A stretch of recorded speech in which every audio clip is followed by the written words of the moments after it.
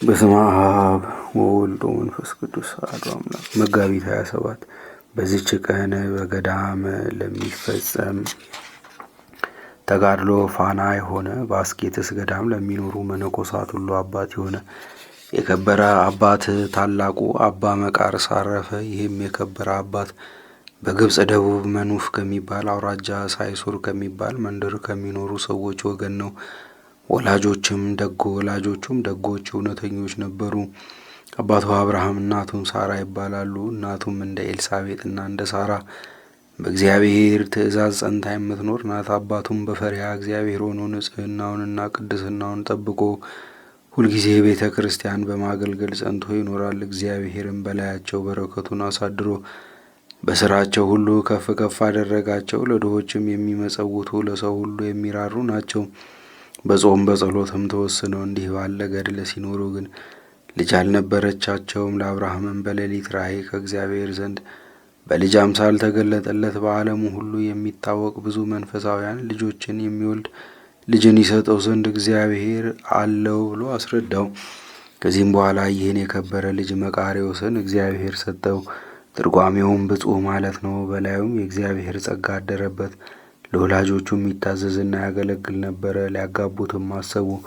እርሱ ግን አይሻም ነበረ። ፈቃዳቸውን ይፈጽም ዘንድ ግድ ብለው አጋቡት። ወደ ሙሽራይቱም በገባ ጊዜ ራሱን እንደታመመ ሰው አደረገ። እንዲህም ሆኖ ብዙ ቀን ኖረ። ከዚያም በኋላ አባቱን ተወኝ፣ ወደ ገዳም ሊሂድ ከበሽታዬ ጥቂት ጤና ባገኝ አለው። እግዚአብሔር ወደሚወደው ስራ ይመራው ዘንድ ሁልጊዜ በጾምና በጸሎት ሆኖ ይለምነው ነበረ። ከዚህም በኋላ ወደ አስቄጥስ በረሃ ሄደ። ከበረሃውም በገባ ጊዜ ራእይን አየ። 6 ክንፍ ያለው ኪሩብ እጅና እግሩን ይዞ ወደ ተራራ ላይ እንደሚያወጣውና የአስቄጥስን በረሃ ምስራቅን፣ ምዕራቧን፣ የዚያችን በረሃ 4 ማዕዘኗን አሳይቶ እነሆ ይችን በረሃ መላዋን ለአንተና ለልጆች ርስት አድርጎ እግዚአብሔር ሰጥቶሃል አለው። ከበረሃውም በተመለሰ ጊዜ ያቺ ብላቴና ታማ አገኛት። ጥቂት ቆይታ ወዲያው በድንግልናዋ እንዳለች አረፈች። የክብር ባለቤት እግዚአብሔርንም አመሰገነው። ከጥቂት ቀኖችም በኋላ እናት አባቱ አረፉ። የተውለትንም ገንዘብ በሙሉ ለድሆችና ለጦም አዳሪዎች ሰጠ። የሳይሱር ሰዎች ግን እውነተኛነቱንና ቅድስናውን አይተው ቅስና አሾሙት።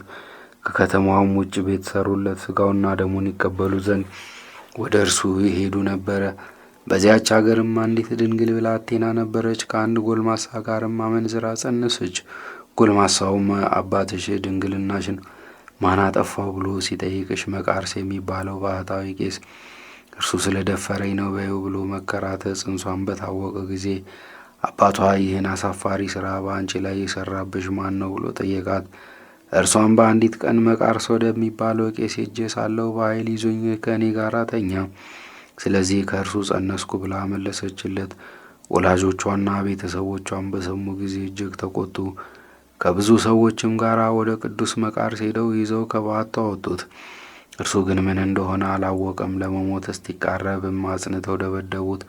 እርሱም ኃጢአቴ ምንድናት? እናንተ ያለ ርኅራኄ ትደበድቡኛላችሁና እያለ ይጠይቃቸው ነበረ። ከዚህ በኋላ በፍም የጠቀሩ ገሎችን በአንገቱ ላይ በገመድ አንጠልጥለው ወዲያና ወዲህ እየጎተቱ የልጃችንን ድንግልና ያጠፋ ይህ ነው እያሉ እንደ እብድ በላዩ ይጮኹ ጀመር። በዚያን ጊዜ መላእክት እንደ ሰው ተገልጠው የሚያሰቃዩትን ሰዎች ይህ ተጋዳይ ምን አደረገ አሏቸው። እነርሱም በልጃችን ላይ የኀፍረትን ስራ እንደሰራ አድርገው መልሰው ነገሯቸው። እነዚያ መላእክትም ይህ ነገር ሐሰት ነው፣ እኛ ይህን ሰው ከታናሽነቱ ጀምሮ እስከዚች ቀን እናውቀዋለንና እርሱ የተመረጠ ጻድቅ ሰውና አሏቸው። የታሰረበትንም ፈተው ከላዩ ገሎችን ጣሉ። እነዚያ ክፉዎች ግን ዋስ እስከሚሰጠን ድረስ አንለቀውም አሉ። እጀ ስራውን የሚሸጥለት አንድ ሰው መጣ። ለልጅቷም በየጊዜው ምግቧን ሊሰጣት ዋሷ ነው። ከዚያም በኋላ አሰናብተው ወደ በዓቱ ተመልሶ ገባ። ከዚያችም ቀን ጀምሮ ራሱን በራሱ መቃርስ ሆይ እነሆ እንግዲህ ባለሚስትና ባለ ልጅ ሆነሃል፣ ሌሊትና ቀን መስራት ይገባሃል እያለ ያቺ ሐሰተኛ ልጅ የምትወልድበት ጊዜ እስኪደርስ ድረስ እንቅቦችን፣ ቅርጫቶችን እየሰራ ለዚያ ወዳጅ ለሆነውና ለሚያገለግለው ወንድም ይሰጠውና ያም ሰው እየሸጠ ለዚያች ሐሰተኛ ልጅ እየሰጠ ኖረ። የምትወልድበትም ቀን ሲደርስ እጅግ አስጨነቃት። በታላቅ ስቃይም ውስጥ 4 ቀኖች ያህል ኖሮች፣ ለሞትም ተቃረበች። እናቷም ከአንቺ የሆነው ምንድን ነው? የተሰራ ስራ አለና ንገሪኝ አለቻት። እርሷም በእግዚአብሔር አገልጋይ ላይ ዋሽቻለሁና ያመነዘርኩት ከእገሌ ጎልማሳ ጋር ሲሆን በእውነት ሞት ይገባኛል አለቻት። አባትና እናቷም በሰሙ ጊዜ ደንግጠው እጅግ አዘኑ። የአገር ሰዎችም ሁሉም ተሰበሰቡ። በእርሱ ላይ የሰሩትን በደል ይቅር እላቸው ዘንድ ወደ ቅዱስ መቃርስ ሄደው ለመኑት። ያን ጊዜ በበረሃ ያየውን ያንን ራእይ አስታውሶ ይቅር አላቸው። ቀድሶም ስጋውና ደሙን አቀበላቸው። ክንፉ 6 የሆነ ኪሩብ ደግሞ ተገለጠለት። ትርጓሜው የልብ ሚዛን ወደ ተባለ ወደ አስቄጥስ ገዳም እጁን ይዞ መርቶ አደረሰው። ቅዱስ መቃርስም ያንን ኪሩብ ጌታዬ ሆይ በውስጡ የምኖርበትን ቦታ ወስንልኝ አለው። ያ ኪሩብም አልወስንልህም፣ የእግዚአብሔርንም ትእዛዝ አትተላለፍ፣ እነሆ ይህ ገዳም ሁለመናው ላንተ ተሰጥቷልና ወደ ፈለግህበት ሄደህ ተቀመጥ ብሎ መለሰለት። ቅዱስ መቃርስም የቅዱሳን ሮማውያን የመክሲሞስና የዶማቴዎስ ቦታ ወደ ሆነው ከውስጠኛው በረሃ ገብቶ ኖረ። እነርሱ ወደ እርሱ በመጡ ጊዜ ከእርሱ አቅራቢያ ኑረዋልና። ከረፍታቸው በኋላ ግን ሄዶ በዚያ ቦታ እንዲኖር የእግዚአብሔር መልአክ አዘዘው። ይኸውም ዛሬ የእርሱ ገዳም የሆነው መልአኩ ይህ ገዳም በልጆች በመክሲሞስና በዶማቴዎስ በስማቸው ይጠራል ስላለው እስከዚች ቀን ደብረ ብርስም ተብሎ ይጠራል። ትርጓሜውም የሮም ገዳም ማለት ነው። የከበረ አባ መቃርስም ታናሽ በዓት ሠራ። በውስጧም ሆኖ ያለማቋረጥ በጾም በጸሎት በስግደትም በመትጋት ታላቅ ተጋድሎን ተጋደለ። ሰይጣናትም ተገልጠው የሚመጡበትና በቀንም በሌሊትም በግልጥ የሚዋጉት ሆኑ። በጾምና በጸሎት ሲጋደል ሰይጣናት እየተዋጉት እረፍትን ስላላገኘ በልቡ አሰበ። በዓለም ውስጥ ሳለሁ የቅዱስ አባ አንጦንዮስን ዜና ሰምቻለሁ። የምንኩስናን ሥርዓት ያስተምረኝና የመራኝ ዘንድ ተነስቼ ወደ እርሱ ልሂድ። የረከሱ ሰይጣናት የመከሩትን ምክራቸውን እገለብጥ ዘንድ እርሱ እውቀትንና ማስተዋልን ይሰጠኛልና አለ። ያን ጊዜም ተነስቶ ጸሎት አድርጎ ወደ አረጋዊ አባ አንጦንዮስ ዘንድ እስከሚደርስ ወደ ምስራቅ አቅጣጫ ተጓዘ። አባ አንጦንዮስም ከሩቅ ባየው ጊዜ እነሆ ተንኮል፣ ሽንገላ የሌለበት እስራኤላዊ አለው። በታላቅ ደስታ ተቀብሎ ሳመው። አባት ለልጁ እንደሚገልጥ ሐሳቡን ሁሉ ገለጠለት። ይህ አረጋዊ አባ አንጦንዮስም የመቃርስን ራሱን ስሞ ልጄ ሆይ በዮናኒ ቋንቋ እንደ ስምህ ትርጓሜ አንተ ብፁዕ ትባላለህ። ሥራህንና ወደ እኔ መምጣትህን ፈጣሪ እግዚአብሔር ገልጦልኛልና ስለዚህም መምጣትህን የምጠባበቅ ሆንኩ አለው። ከዚህ በኋላ ለአባ መቃርስ የከበረች የምንኩስናን ሥርዓት ሁሉ አስተማረው። መሰራቱ በሚገባ በብዙ ነገርም አጸናው። ሰይጣናት የሚዋጉት መሆናቸውን እነርሱ በስውር በፈቲው ጦር እንዲሁም ጥፋት በሆኑ ሥራዎች ሁሉ ይዋጉ ዘንድ አላቸው። አንተ ፍጹም ልትሆን አንተም እስከ ሞት ደርሰህ ታገስ። አሁንም እግዚአብሔር ወደ ወሰነልህ ቦታ ሄደህ ሥራህን እየሠራ በውስጡ ታገስ ብሎ ገለጠለት። ከአባ አንጦንዮስ ዘንድ የምንኩስናን ሥርዓትን እየተማረ ጥቂት ቀኖች ከኖረ በኋላ ከተባረከ ኤጲስቆጶስ ከአባ ሰራቢዮን ጋር በተማራቸው ሕያዋን በሚያደርጉ ትምህርቶችና ሥርዓቶች ፈጽሞ ደስ እያለው ወደ ቦታው ተመለሰ። አባ መቃርስም በአባቴ በአባ አንጦንዮስ ዘንድ በነበርኩባቸው ቀኖች ሲተኛ ከቶ አላየሁትም አለ። አባ መቃርስም በምንኩስና ሥርዓት ተጠምዶ እየተጋደለ ብዙ ቀን ኖረ። የኪሩብም በግልጽ ይጎበኘው ነበረ። በአንዲት ቀንም እንዲህ የሚለውን ቃል ከሰማይ ሰማ። ቃሌንና ትእዛዜን ሰምተህ ወደዚህ መጥተህ ከዚህ ቦታ ውስጥ ስለኖርክ እነሆ ቁጥር የሌላቸውን የብዙ ወገኖችን ከነገዶች፣ ከሀገሮች፣ በቋንቋ ከተለያዩ ሕዝቦች እሰበስባለሁ። እነርሱም በዚህ ቦታ ያገለግሉኛል፣ የከበረ ስሜንም ያመሰግናሉ። በበጎ ሥራቸውና ትሩፋታቸው ደስ ያሰኙኛል። አንተም ተቀበላቸው፣ እውነተኛ የድህነት መንገድን ምራቸው። ይህንንም ቃል በሰማ ጊዜ ተበረታታ፣ ልቡም ጸና። በሌሊትም በጸሎት ጊዜ ቆሞ ሳለ የክብር ባለቤት ጌታችን ጆሮውን ከፍቶለት ሰይጣናትን ሲማከሩ ሰማቸው። እንዲህም አሉ። ይህን ሰው በዚህ በረሃ እንዲኖር ብንቶ የብዙ ወገኖችን ይመራቸዋል። እነርሱም በዚህ በረሃ ውስጥ ነዋሪዎች ነው የሰማያዊውን ሀገር ያደርጉታል። እነርሱ ለዘላለም ጸንቶ በሚኖር ሕይወት ይተማመናሉና እኛንም በሚቀጣ ጸሎታቸው ቀጥተው አሰቃይተው ያሳድዱናልና ከዚህ ቦታ ልናሳድደው እስኪ እንችል እንደሆነ ኑ ዛሬ በእርሱ ላይ እንሰብሰብ ሲሉ ሰማቸው። አባ መቃርስም ይህን በሰማ ጊዜ ልቡ ጸና፣ በሰይጣናት ላይም ተበረታታ። የሰይጣናት ምክራቸውን እስከሚሰማ ጆሮውን የከፈተለት እግዚአብሔርን አመሰገነ። ድካማቸውንም አወቀ። ከዚህ በኋላ ይዋጉት ዘንድ ሰይጣናት በእርሱ ላይ ተሰበሰቡ። በደጁም እሳትን እያነደዱ ከእሳቱ እያነሱ ወደ ባቱ ይጨምሩ ጀመር። ያቺ እሳት ግን በጸሎቱ የምትጠፋ ሆነች። ከዚህ በኋላ እንስሳዊ በሆነ ስራ በፈቲው ጦር ተዋጉት። በዚህም ታገሰ። ትካዜን፣ ዓለማዊ ክብረ መውደድን፣ ትዕቢትን፣ መመካትን፣ ታካችነትን፣ ስድብን፣ ሃይማኖት ማጣትን፣ ከእግዚአብሔር ዘንድ ተስፋ መቁረጥን በልቦ አሳደሩበት። ከዚህም ሁሉ በሚበዛ ተዋጉት። የከበረ አባ አንጦኒዎስ እንደነገረው በሊህም አጥፊዎች በሆኑ ስራዎች ሰይጣናት እየተዋጉት ለረጅም ጊዜ ከኖረ በኋላ ዳግመኛ ወደ አባት እንጦኒዎስ ተነስቶ ሄደ። ይህም አባት እንጦኒዎስ ገና ከሩቅ ሳለ ለደቀ መዛሙርቱ በልቡ ሽንገላ በእውነት የሌለበት እስራኤላዊ ነው። ልጆቼ ይህን የከበረ ሰው ታዩታላችሁን? እርሱ ለብዙ ወገኖች የቀና የጽድቅ በትርና ረጅም ዓላማ ይሆን ዘንድ አለውና ከአሸናፊ እግዚአብሔር ዛፍ የተገኘ ጣፋጭ ፍሬ የሚሆናልና አለ። ወደ ቅዱስ አባ አንጦኒዎስም በቀረበ ጊዜ በምድር ላይ ሰገደለት። በፍጥነትም ቀና አድርጎ ሳመው። ፊቱ እንደ በሽተኛ ፊት ተለውጦ አይቶታልና፣ ይኸውም ሰይጣናት አብዝተው ስለተዋጉት ነው። ከዚያም ጸሎት አድርገው በአንድነት ተቀመጡ። አባት እንጦኒዎስ ደስታ በተሞላ ቃል ልጄ መቃርስ በደህና አለን አለው። ቅዱስ መቃርስም እነሆ ከእኔ የሆነውን ሁሉ እግዚአብሔር ቀድሞ ገልጦልሃል ብሎ መለሰለት። እርሱም ያን ጊዜ አስተማረው፣ አጽናናውም፣ እንዲህም ብሎ መከረው።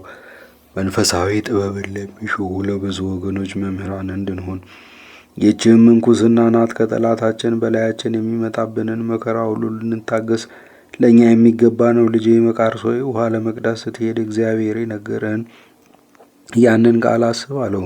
ቅዱስ መቃርስም ሰምቶ እጅግ አደነቀ። የተሰወሩ ስራዎችን ለከበረ አባት ለእንጦንዮስ የተገለጡለት እንደሆኑ አወቀ። በእርሱ ዘንድም እየተማረና በረከትንም እየተቀበለ ብዙ ቀኖችን ኖረ። ከዚያም የከበረች አስኬማን ያለብሰው ዘንድ ፈለገ። አባ አንጦንዮስም በላዩ ጸለየ፣ እርሷን አስኬማይቱን አለበሰው። ስለዚህም የከበረ አንጦንዮስ አባት ተባለ። ዳግመኛም ወደዚህ ወደ እኔ መምጣትን ቸል አትበል፣ እኔ ከጥቂት ቀኖች በኋላ ወደ እግዚአብሔር እሄዳለሁና አለው። አባ መቃርስም ይህን ነገር በሰማ ጊዜ ተነስቶ ሰገደለት። መንፈሳዊ በረከቱን ይቀበል ዘንድ ከእርሱ ዘንድ እንዲኖር ለመነው። እርሱም ተቀመጥ አለውና ተቀመጠ። ዳግመኛም አባ አንጦንዮስ ከጥቂት ቀኖች በኋላ ሰይጣናት በእኔ ላይ እንዳደረጉት በግልጥ ከተዋጉ በኋላ ከዚህ ከክፉ ሐሳብ ውጊያ እግዚአብሔር ያሳርፈሃልና በርትተህ ታገስ፣ እስከ ዕድሜ ፍጻሜ ከአንተ ጋር ሆኖ እንዲረዳ እግዚአብሔር ያደረገውን ጠባቂህን መልአክ እንዳታሳዝነው ተጠበቅ አለው። ከዚህ በኋላ አባ አንጦንዮስ ለአባ መቃርስ በትሩን ሰጠው። በመንፈሳዊም ሰላምታ ተሰናብቶ ታረፈ። ስጋውንም ማንም በማያውቀው ስውር ቦታ ቀበረው። የከበረ አባ መቃርስም ወደ ቦታው ተመልሶ በአስቄጥስ ገዳም ተቀመጠ። ዜናውን በአራቱ ማዕዘን ተሰማ። እግዚአብሔርም በእጆቹ አስደናቂዎች ተአምራትን አደረገ። ከእነርሱም አንዱ የአንጾኪያ ንጉሥ ርኩስ መንፈስ ያደረባትን ልጁን ወደ እርሱ ላካት። እርሷም በጎልማሳ አምሳል ሆና ወደ እርሱ መጣች። እርሱም አወቀ፣ አድኖ ወደ አባትና እናቷ ሰደዳት። እርሱም ብዙ ወርቅና ብር በላከለት ጊዜ ምንም አልተቀበለም። ሁለተኛውም አውሲም በሚባል አገር አንድ መነኮስ ነበረ። ስቶ ትንሣኤ ሙታን የለም አለ። ብዙዎች ሰዎችንም አሳታቸው። የአውሲም ኤጲስቆጶስም ወደ አባ መቃርስ ሄዶ የእርሱን ሕዝቦች እንዳሳታቸው ነገረው። እንዲረዳውም አብዝቶ ለመነው። አባ መቃርስም ተነስቶ ከዚያ ኤጲስቆጶስ ጋር ወደ ሀገረ አውሲም ደርሶ ያንን ርኩስ መንፈስ ያደረበትን ባሕታዊ መነኮስ ተገናኘው። ስለ ትንሣኤ ሙታንም በተነጋገረው ጊዜ ያ ባሕታዊ የሞተ ሰው ከመቃብር ካላስነሳህን ያላምንም ብሎ መለሰለት። አባ መቃርስም ወደ ክብር ባለቤት ወደ ጌታችን ኢየሱስ ክርስቶስ ጸለየ። ያን ጊዜም አንድ ምውት ከሙታን ተለይቶ ተነሳ። ሰውየውም ከቀደሙ ከሃዲያን ወገን ነው። ያ ባሕታዊውም አምኖ ከስህተቱ ተመለሰ። እንደ እርሱም የሳቱ ሁሉም ተመለሱ። ያ ከሙታን ተለይቶ የተነሳውም የክርስትና ጥምቀትን ያጠምቀው ዘንድ አባ መቃርስን ለመነው። እርሱም አጥምቆ የምንኩስና ልብስ አለበሰው። 7 ዓመትም ኖሮ አረፈ። ከዚህም በኋላ የከበረ አባ መቃርስ ተመልሶ ከእርሱ አስቀድሞ በዚያ በረሃ ውስጥ ሰው እንዳለ ያይ ዘንድ ወደ በረሃ ውስጥ ዘልቆ ገባ። ራቁታቸውን የሆኑ 2 ሰዎችን አይቶ ፈራ፣ የሰይጣን ምትሃት መስሎታልና። እልቦት ወሪሆን ብሎ ጸለየ። ይህም አቡነ ዘበሰማያት ማለት ነው።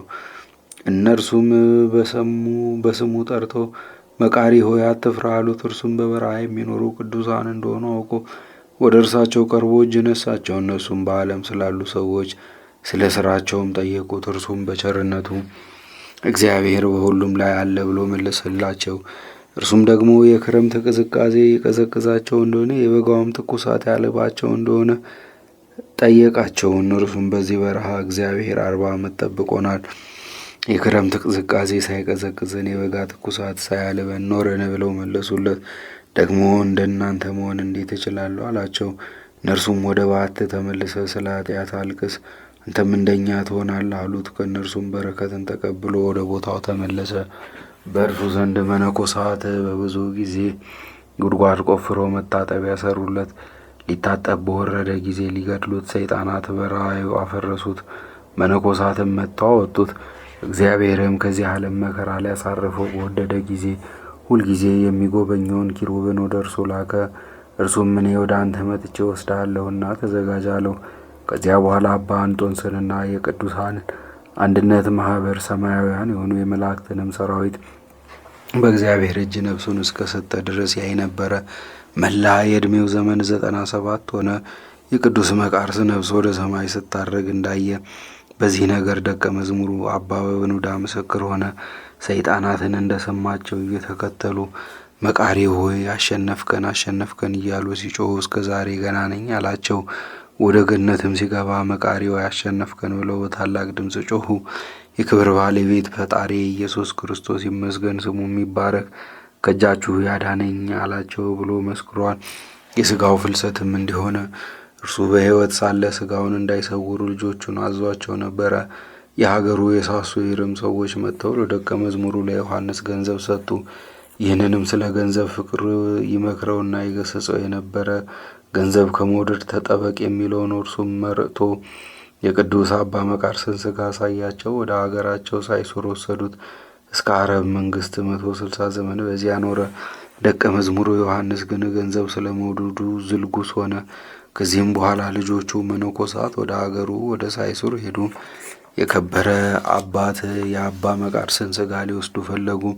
የአገር ሰዎችም ከመኮንኑ ጋር ተነስተው ከለከሏቸው። በዚያችም ሌሊት የከበረ አባ መቃሪ ለመኮንኑ ተገልጦ ተወኝ፣ ከልጆቼ ጋር ሊሄድ አለው። መኮንኑም መነኮሳቱን ጠርቶ የአባታቸውን ስጋ ተሸክመው ይወስዱ ዘንድ ፈቀደላቸው። በዚያን ጊዜም ተሸክመው አክብረው ወሰዱት። በብዙ ምስጋና በመዘመርም እግዚአብሔርን እያመሰገኑ ነሐሴ 19 ቀን በቤተ ክርስቲያን ውስጥ አኖሩት። ከእርሱም ታላላቅ ድንቆች ተአምራት ተገለጡ።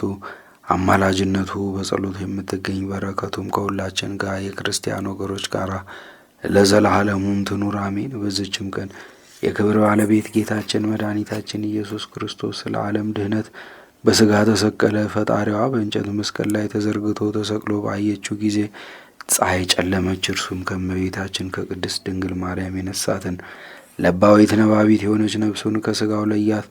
ሐዋርያ ጴጥሮስ በሥጋ ምውት ሲሆን በመለኮት ሕያው ነው እንዳለ ነፍሱ ከመለኮት ሳትለይ ከሥጋ ተለየች። በዚያ ጊዜ ሥጋ ከመለኮት ሳይለይ በእንጨት መስቀል ላይ ተሰቅሎ ነበረ። እንዲሁም ነፍስ ከመለኮት ጋር አንድ ሆና እስረኞች ነፍሳትን ትፈታቸው ዘንድ ወደ ሲኦል ወረደች። እርሱ ከሰማያት በላይ ከፍ ከፍ ያለ ልዑለ ባሕሪ ከአብ ከመንፈስ ቅዱስ ጋር በጌትነቱ ዙፋን ተቀምጦ ያለ ለእርሱም ምስጋና የክብር ክብር ገንዘቡ የሆነ ራሱን ሰውቶ ያዳነን የመንግስቱን ደጆች በፈሳሽ ደሙ የከፈተልን ለእርሱ ስግደት አምልኮት ይገባዋል ለዘላለሙ። የመስቀሉን በረከት በላያችን ይደር አሜን። በዚችም ቀን የኢትዮጵያ ንጉሥ ሰማዕት ገላውዴዎስ አንገቱን የተቆረጠበት ነው። ይህም ቅዱስ በተግሳጽ በምክር በፈሪሃ እግዚአብሔር አደገ። አባቱ ንጉሥ ልብነ ድንግል ሃይማኖቱ የቀና ነበርና በዘመኑም የእስላም ወገን የሆነ ስሙ ግራኝ የሚባል ተነስቶ አብያተ ክርስቲያናትን አጠፋ። ከንጉሥ ልብነ ድንግል ጋር ጦርነት ገጠመ። ንጉሡም ወግቶ መመለስ ቢሳነው አርበኞች ሰራዊትን እስከሚሰበስብ ከእርሱ ሸሸ። በስደትም እያለ በድንገት ታሞ ሞተ። ይህም አመፀኛ የኢትዮጵያን አገሮች እያጠፋ 15 ዓመት ያህል ኖረ። ከኢትዮጵያም ሕዝቦች የሚበዙትን ማርኮ ከቀናች ሃይማኖት አውጥቶ የእርሱ ሃይማኖት ተከታዮች አደረጋቸው። በመመካትም እንዲህ አለ፣ ሀገሮችን ሁሉ ግዛቶቼ ስላደረግኋቸው ከእንግዲህ የሚቃወመኝ የለም። ከዚህ በኋላ እግዚአብሔር ይህን ቅዱስ ገላውዴዎስን አስነሳ። ከግራኝ ታላላቅ መኳንንቶቹ ጋር ጦርነት ገጠማቸው፣ ድልም አድርጎ አሳደዳቸው። ግራኝም በሰማ ጊዜ ተቆጣ። ከቱርክ አርበኞች ጋርና ከአእላፍ ፈረሰኞች ጋር መጥቶ ንጉሡን ገጠመው። ጌታችንም ግራኝን በንጉሥ ገላውዴዎስ እጅ ጣለው፣ ገደለውም። ግራኝን በመፍራት የተበተኑ ሁሉ ከተማረኩበትም ሁሉ ተመለሱ። የፈረሱ አብያተ ክርስቲያናትም ተመልሰው ታነጹ። የክብር ባለቤት የሆነው የክርስቶስ ሃይማኖት ተቃናች። ከዚህም በኋላ ከእስላሞች ወገን አንዱ ከብዙ አርበኞች ሰራዊት ጋር መጣ። በመድኃኒታችን የስቅለት በዓል ከጥቂት ሰዎች ጋር ተቀምጦ ሳለ በድንገት ንጉሡን ተገናኘው። ሰዎቹም የጦር መኮንኖች እስቲሰበሰቡ ፈቀቅ እንበል አሉት። እርሱ ግን የክርስቲያኖችን መማረክና የአብያተ ክርስቲያናትን መፍረስ አላይም ብሎ እምቢ አለ። እንዲህም እያለ ወደ ውጊያው መካከል ገብቶ በርትቶ ሲዋጋ የኋላ ኋላ እስላሞች ሁሉም ከበቡት፣ ተረባረቡበትም። በጎራዴም ጨፈጨፉት፣ በብዙ ጦሮችም ወጉት፣ ከፈረሱም ጣሉት፣ የከበረች አንገቱንም ቆረጡት። ነፍሱንም በእግዚአብሔር እጅ ሰጠ። በረከቱም ከእኛ ጋር ትኑር ለዘላለሙም አሜን።